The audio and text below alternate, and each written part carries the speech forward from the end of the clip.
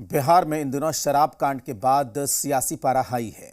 एक तरफ जहां छपरा में अब तक 71, सिवान में 5 और बेगूसराय में 2 की मौत हो चुकी है, तो मृतकों को मुआवजे के लिए भी इसकी मांग तेज हो गई है। छपरा पहुंचे राज्यसभा सांसद सुशील मोदी ने नीतीश कुमार पर जमकर निशाना साधा।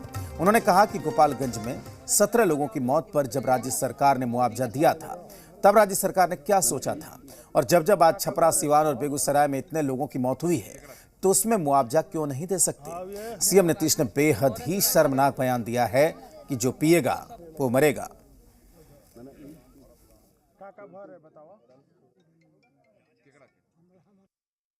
समाज के लोग हैं और पीकर जब लोग आए और मौत हो गई, एक तो अस्पताल में कोई इलाज का इंतजाम नहीं था।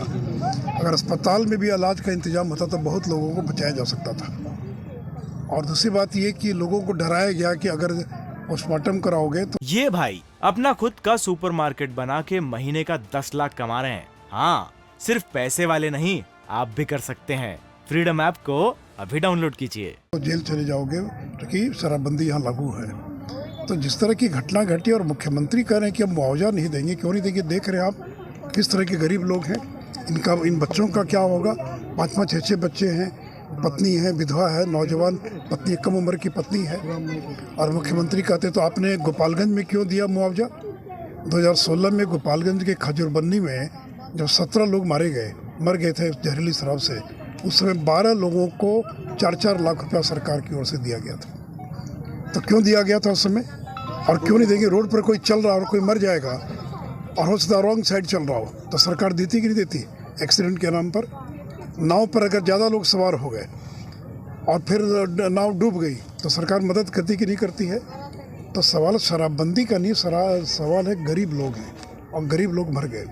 तो नीतीश जी जिस प्रकार की संवेदनहीनता दिखा रहे हैं, ये बहुत ही शर्मनाक है। समाज के लोग हैं और पीकर जब लोग आए और मौत हो गई, एक तो अस्पताल में कोई इलाज का इंतजाम नहीं था।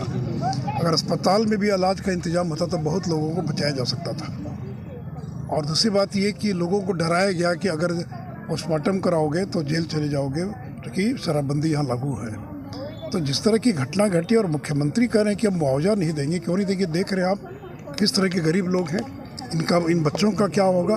5-5, 6-6 बच्चे हैं, पत्नी है, विधवा है, नौजवान पत्नी, कम उम्र की पत्नी है। और मुख्यमंत्री कहते तो आपने गोपालगंज में क्यों दिया मुआवजा? 2016 में गोपालगंज के खजूरबन्नी में जब 17 लोग मर गए थे जहरीली शराब से, उस समय 12 लोगों को 4-4 लाख रुपया सरकार की ओर से दिया गया था। तो क्यों दिया गया था उस समय, और क्यों नहीं देंगे? रोड पर कोई चल रहा और कोई मर जाएगा और हो सकता है रॉन्ग साइड चल रहा हो, तो सरकार देती कि नहीं देती? एक्सीडेंट के नाम पर नाव पर अगर ज़्यादा लोग सवार हो गए और फिर नाव डूब गई तो सरकार मदद करती कि नहीं करती है? तो सवाल शराबबंदी का नहीं, सवाल है गरीब लोग हैं और गरीब लोग मर गए। तो नीतीश जी जिस प्रकार की संवेदनहीनता दिखा रहे हैं, ये बहुत ही शर्मनाक है।